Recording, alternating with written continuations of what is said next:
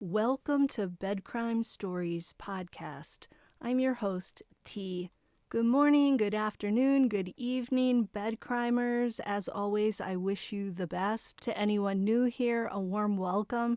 Thank you for checking out my channel. Let me just ask that after listening to or watching this video, if you learned something or enjoyed it, please do me a favor and smash that like button. Now, let's dig in. Last month, New Richmond, Ohio father Chad Doerman was arrested for allegedly taking the lives of his 3 little boys, Clayton, 7, Hunter, 4, and Chase, 3. The crime occurred on Thursday, June 15th, and it is among the most disturbing of 2023. One day after the crime, during Doerman's arraignment, Assistant Prosecutor David Gast said that while Chad Doerman admitted he'd harmed his children, quote, "The case is still new and we're still discovering facts." End quote. Today, I want to add more details to the backdrop of the story. This information comes from a court document called A Bill of Particulars that was obtained by news station WLWT.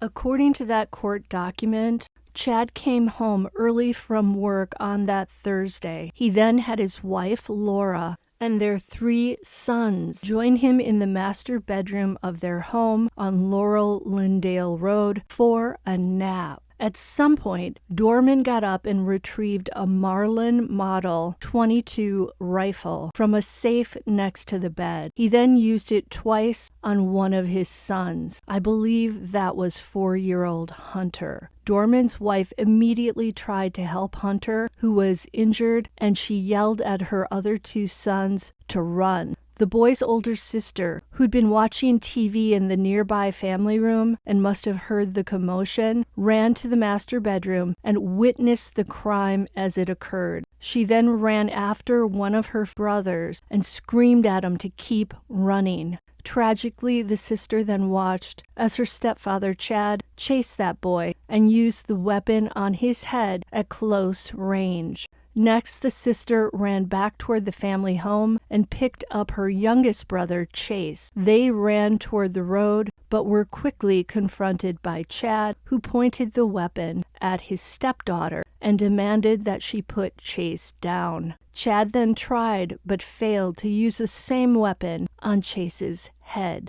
It appeared that Chad was out of ammunition. Chase, clearly terrified, ran to his mother, who was still rendering aid to her other son. This was the wrong move to make because Chase then ended up dying at his father's hands as well. The daughter then ran to get help. After that, Chad and his wife fought, with her trying to protect her sons. Chad then bit his wife, and when she put her hand over the weapon's barrel, Chad shot her through the thumb. Next, Chad went to the side stoop of the home, sat down on the steps, and calmly watched his wife undertake futile, life-saving measures on her 3 boys. Chad even lit himself a cigarette as his weapon was on the stoop next to him. Once the police officers arrived, Chad made multiple statements such as, "I did it. Take me to jail. I shouldn't have done that. I shouldn't have shot Laura and them." Chad also gave a statement during an audio and video recorded interview, during which he admitted to having been thinking about committing this crime since October. He further indicated during that interview that the thoughts of having to harm his sons was so heavy on him that he hadn't slept for 3 or 4 days prior to the crime. Well, that certainly explains the exhausted look in Chad's eyes and face that we can clearly see. The boy's aunt created a GoFundMe to help her sister Laura pay for funeral expenses. That fundraiser has raised more than $250,000. If there's any bright light to this story, it's that Laura and her daughter survived, and the kindness that people have shown to them by donating to this GoFundMe.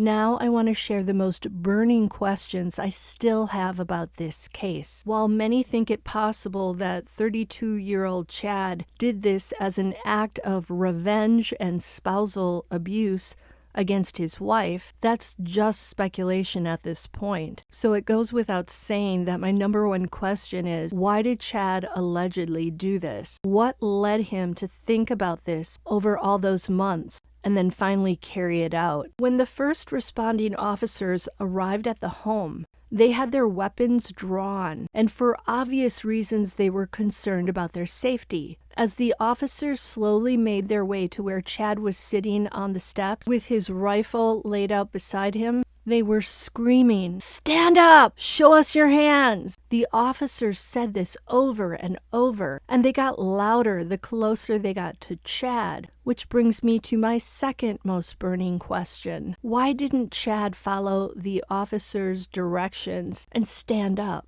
The dude didn't budge. He just keeps sitting there with a cigarette in his left hand. I know he heard the officers because he had a conversation with them once they got him on the ground and handcuffed him. Was he being rebellious? Did he want them to shoot him? Was he in a frozen shock state where his mind was scrambled and not computing? What would body language experts say about this refusal to follow the officer's commands? Next, when Chad was on the ground, he kept telling his dog to get his butt inside the house. Hearing Chad yell at the dog makes me wonder if that's the same tone he used with his sons and his wife every day when neighbors said he was always yelling and angry. For a guy who just did what he allegedly did, he appeared to have more concern for the dog than he did for his sons whose bodies lay in the grass.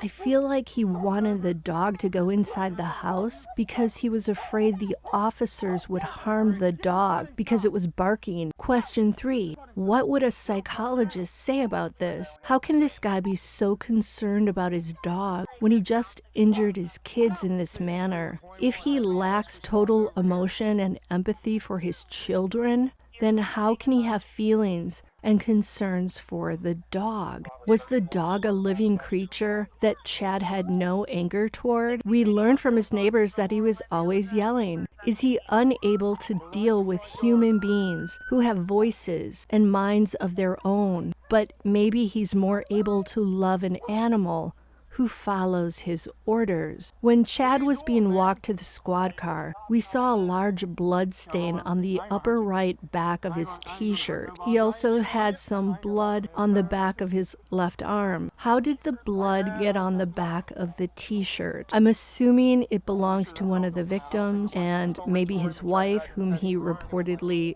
injured in the thumb. Did his wife reach up and grab the back of his t-shirt, or did the blood get there some other way? Question 5. When the daughter was running toward the fire station, why was she heading there? Was she going there to alert them to the tragedy that was unfolding at home, or was she fearful that her stepfather, Chad, was going to harm her as well? There was some chatter about shots being fired in the direction of the firehouse early on, but it sounds like Chad could have easily harmed his daughter as he did his sons. So why did he spare her? When Chad is at the police station and awaiting being processed, he bangs his head on the wall. Question 6. Why exactly was he doing that? Does this indicate a desire to self-harm? Was that a sign of self-loathing? Or was Chad already regretting his alleged actions from that day? Let me know your thoughts in the comments. Until the next time on Bed Crime Stories, hey, do me a favor, smash that like button. It's a free way you can help me. Subscribe to my channel, also free, and I'll see you next time.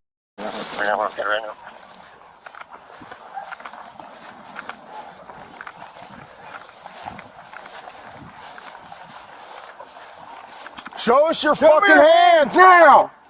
Stand up! Stand up! Stand up! Stand up now! Stand up! Stand the fuck up! EMS to stage and air crews are going to go ahead and fly whenever any units can advise. Get your hands out of here. 72. Caliber 21. Send the air. Those guys confirm that there's people that need first aid, and that's the shooter who's not complying. They need to take care of the victims. They have to shoot him and shoot him. Man, I ain't trying to hurt nobody or nothing. I'm completely sober. Never did drugs a day 63, in my we're life. 21. Get the EMS over here. Well, I did drugs when I was little, but I don't do drugs now. I'm sober. I'm not trying to fight you. 63. Get your butt inside. Gatlin, get your butt inside. We on primary? Now. 29, we got 3 kids down. 3 kids down, 63 down. Gatlin. 63, we're 21. Knock Have it off. EMS respond over here. You're clear, they're being advised.